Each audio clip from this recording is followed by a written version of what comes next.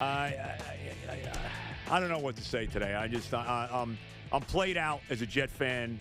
It is an absolute disgrace what we watched yesterday. Adam Gase should have been fired on the field after this game, because not only did they lose in just brutal fashion to a team that's trying to lose every game they play, but he quit on his team yesterday too. This coach, and you reported this out, Ev, this coach yesterday quit on his football team. Now, they were never winning the game anyway, but they're down 11 points with 3 minutes and 30 seconds to go. They're getting the ball back, and this guy just let the clock run. He let it run. He let it run. He let it run. All the way down that he never used a timeout until there was 7 seconds left. Miami had the ball and taken a knee, and the game was over. So this coach, who should have never been hired in the first place, and I don't know how Christopher Johnson can look at himself in the mirror today, that he hired this absolute disgrace. And we thought Todd Bowles was bad, and we thought Richie Kotite was bad. This may be the worst coach in the history of the franchise. He should go now. I don't know what else to say anymore, bro. I am so disgusted. I am so embarrassed today to be a fan of this team. And having to come in here, it's easy for a lot of people that don't do this, because you can just go and do whatever you got to do and just, okay, the Jets lost and let me move on with my life. I got to come in and talk about this garbage. And then we got to see this guy continue for the next – we had 8 games of football to play yet. And this guy looks like he's already lost the locker room. The quarterback is going, oh, my God. The quarterback is playing so badly that you're starting to say, boy, it looks like we're going to get the first pick in the draft. Maybe we got to draft the quarterback again. That's how bad this guy is regressing, and it's all because of Adam Gase. But the real culprit here is Christopher Johnson, who's over his head as an owner, has no clue how to own a football team. His brother gave him the freaking reins. How he allowed Adam Gase to sell him a bill of goods, or to whoever he listened to, Peyton Manning or whoever else was singing Gase's praises, okay? And he wound up giving this guy not only the head coaching job, but complete control of the franchise. Christopher Johnson, how the hell can you look in the mirror today? How can you go face the Jet fans with the disgrace that your franchise is right now? I don't know what else to say. And it's an out-and-out freaking disgrace. Gase is a disaster. This guy's clueless. It's unreal. He was a disgrace at the press conference, and I got to give Manish Mehta. Manish, I'm giving you props here, man. I've had a lot of problems with you. I give you props here. Good for you. That question you asked Gase at the end of the press conference, does this justify Stephen Ross firing you? God bless you. And if you're a Dolphin fan today, you got to be thrilled that this guy is out of your organization. What a disgrace this guy is. Adam freaking Gase. Bro, please, take it away. Right now, you asked that question, he is the worst coach in the history of the franchise. He's the worst coach in the history of the franchise. And there's no doubt about it. Hopefully, with sanity and with reason, he won't get an opportunity to change that. That they need to move on from this guy. Now. And I got to hear, and it's so easy for the non-Jet fan to say these two things, and I'm getting sick and tired of hearing it. Number one, you can't fire a coach in the middle of his first season. I love hearing that. You can't fire a coach in the middle of his first season. It's actually his 4th year. Let's never forget that. Right, of course. We can't just ignore that he's been a coach before. Right. Number one, if you watch this guy coach with this football team this year and the 3 years with Miami, you know what should have been obvious back in January. He's not a good football coach. That's it. And what he does, and actually makes an art of it, and I'm glad the first thing you brought up was this, because this is the definition of Adam Gase. He makes bad situations worse. Yep. He can get off to a hell of a start. He's got a great game plan. It's probably how he conned Christopher Johnson into this job to begin with. It all sounds great on paper. Opening drive, touchdown. Look, Sam's clicking. Everything's working. And once there's any bit of adversity, and this happened in Miami, and it's happened here, he crawls into his little hole and quits. And we've seen this before. To not use a timeout. Unbelievable. To not have any urgency when the game will most likely is over, is not over, Because if you can score and somehow recover an onside kick, guess what? You've got a chance. And instead, he lets the clock tick down. The reason why that's perfect to bring up is that's who he is. Yeah, that's unreal. That's why he has more double-digit losses than victories as a head coach in this league. So I'm sick of hearing people who are not Jet fans. And yesterday it was a double-digit loss, even though it was only 8 points. It looks like they lost by 25 in this game. It was. They got their asses kicked by a team that's trying to lose. Yep. That's what happened. That traded their left tackle. That traded their best cornerback, who, by the way, has been huge for the Steelers so far. A 90-yard interception return for a touchdown yesterday. They traded their best running back away. They're trying to lose football games. They're trying. And then the Jets came along, and they blew up that plan. But here's the other thing I'm so sick of hearing about. Well, the Jets, they have no talent. Of course they're this bad. Really? I'm tired of hearing it. Really? I am so sick of hearing that. Bro. You know, a competent coach, not a great head coach, doesn't have to be John Harbaugh, doesn't have to be Bill Belichick. A competent head coach can get more out of this group than Adam Gase does. I'm so sick of hearing, do you really think talent-wise, pound for pound, they're the worst team in the NFL? Do you really think that they are less talented than the team they got their asses kicked yesterday by? Really? It's BS. It's not true. And he is not the quarterback whisperer. What he has become is the quarterback killer. Yep. Because Sam Darnold has gone. I miss Jeremy Bates. That's where we are right now. No, bro. Because we saw something out of Sam Darnold last year. He is allowing this quarterback to go backwards. And I'm sorry. I understand why you may start to think this way about, you know what? Maybe we got to take a quarterback. No way. Not before you bring in a competent coach to try to fix this guy. Adam Gase has already ruined enough. You cannot have him be the guy that causes this franchise to draft another franchise quarterback because they've given up on Sam Darnold. I can't live with that. I'm serious, Joe. They have to bring someone else in. I get it. I'm not knocking that. I don't know what they're going to do. I tell you, the move today, Christopher Johnson, the move today, okay? I know you're somewhere with your head in some hole somewhere, did your team show up for this game, Chris? As you were, high-fiving the team and whatever you're doing, going into the locker room after the game? Great. The move today is to fire this guy right now. Get him out right freaking now before the embarrassment against the Giants next week. Make Williams the coach, and I'm not exonerating him because that defense yesterday was, James Burgess, the guy, as Bart Scott pointed out on the postgame show so aptly, James Burgess, the practice squad linebacker, is covering this tight end who killed him all day. It was unbelievable. And the coverage is in the secondary. How about that first touchdown when Jamal Adams is going this way? Nice game by you, by the way, Jamal, after you opened your mouth all week. You're going this way. Darryl Roberts, he's complaining about the fans. He's going the other way. You had to play with Le'Veon Bell, completely blew the blitz pickup. Not to mention the play with the bad snap with Donald in the end zone by the way, how about Sam? How about maybe you go after the football? You think you might do that? No. Why should I do that? No, the move today is to fire this guy now.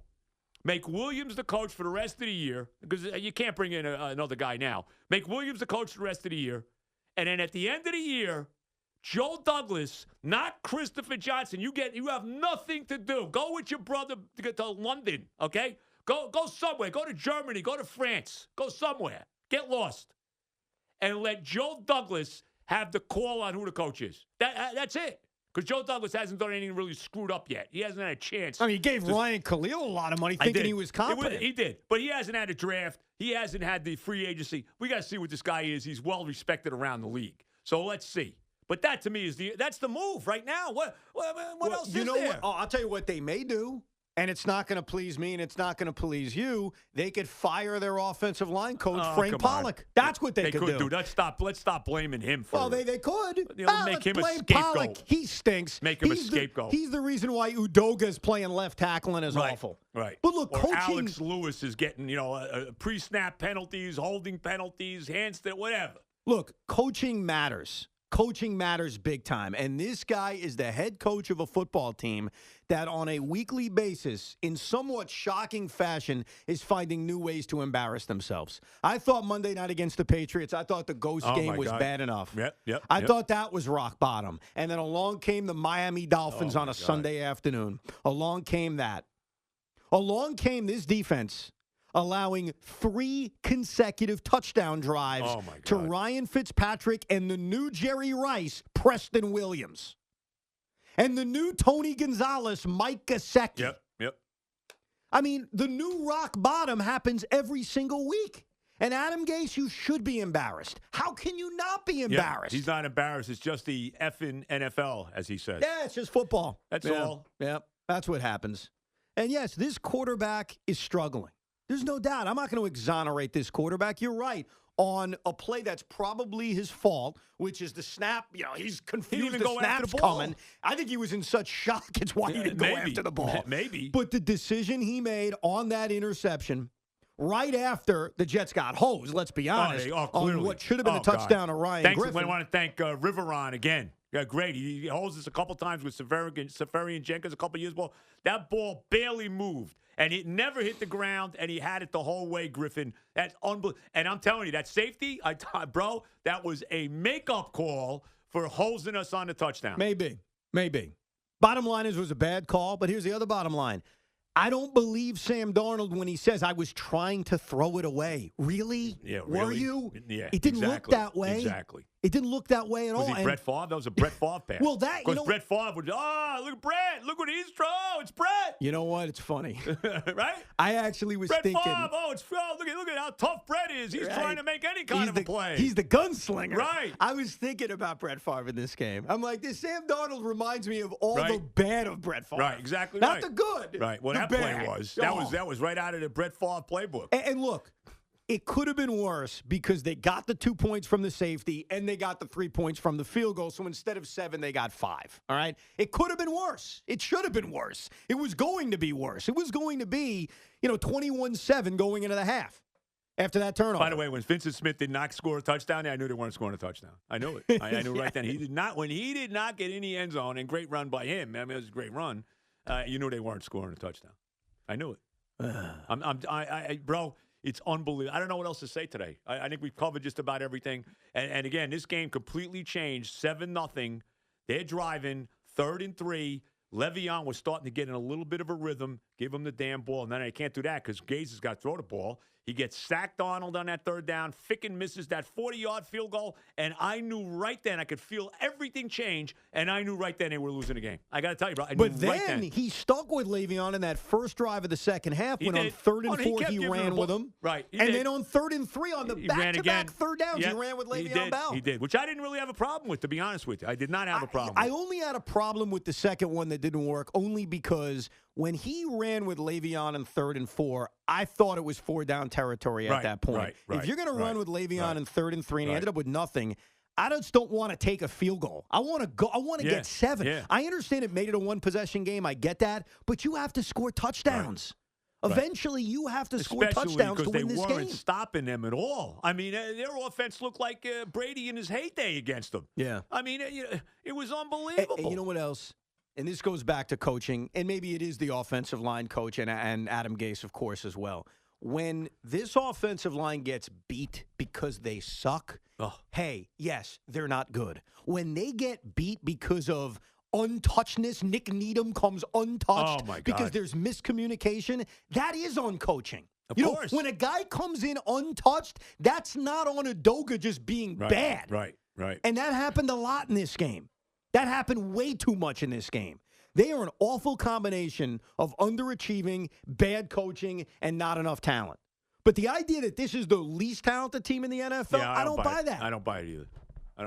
And you know what? Yes, Jet fans flew planes to say John Idzik should be fired. Yes, Jet fans screamed for years Todd Bowles should be fired. And yes, now Jet fans are screaming for Adam Gase to be fired. Don't for a second think that makes us stupid or irrational or crazy. Right, of course. Because guess what? Jet fans were right about Idzik. Yep. They were right about Bowles. By the way, the Buccaneers are 30th in points allowed this year. 31st, actually. Thank you, by the great defensive coordinator. And they are terrible with Adam Gase. So just because Jet fans scream all the time for guys to be fired, that doesn't make us irrational. You know what it makes us so far? Right. Yeah, amen. Thank you, bro. A freaking men. You hit it right on the We're head. not screaming for Bill Belichick to be fired here. No. I mean, seriously. I'm so sick of hearing we don't know it's anything. typical Jet fans. They just want this guy fired. Right. Yeah, we want them fired because they're terrible. Right. Well, how's John Idzik doing right now? Yeah, Where's he the GM of? Absolutely. We just mentioned what Bowles is doing as the brilliant defensive coordinator of Tampa Bay. They give up 35 a game. Amen, bro. And Adam Gase will never coach as an NFL head coach ever again once the Jets make the right call and just get rid of him. Now. Cut your losses. Now. You screwed up. Now. It's unbelievable. But you said it so beautifully there, bro. You know, they look at the fans like we're all buffoons and we're all idiots. And what do they know? Oh, Benigno, all he does is scream and rip the team. Really? I mean, if I made the call, Mike McCarthy would be coaching this team now. You think they might be a little better right now if Mike McCarthy was the head coach here? You think that they'd be in the mess, in the garbage? Do you think Sam Darnold would be going 10 steps backwards if Mike McCarthy was the head coach? But don't hire him. The game has passed him by. Look at the last 2 years. Forget the fact that he developed Aaron Rodgers and drafted him. Forget the fact that he went to the playoffs 9 times. Forget the fact that he won a Super Bowl. He won it with Aaron Rodgers. It's not about Mike McCarthy. So let's give it to Adam Gase, who's won nothing, who, as Evan has pointed out a million times, bought coffee for Peyton Manning. Thank you, Peyton. Unbelievable. And it's all and the number one culprit is this freaking incompetent, over his head owner. And that's the bottom line. It's on you, Christopher Johnson. Go look in the damn mirror how you have absolutely destroyed this franchise, destroying it, and your fan base is embarrassed today. Great. Beautiful new uniforms. Boy, they're stellar.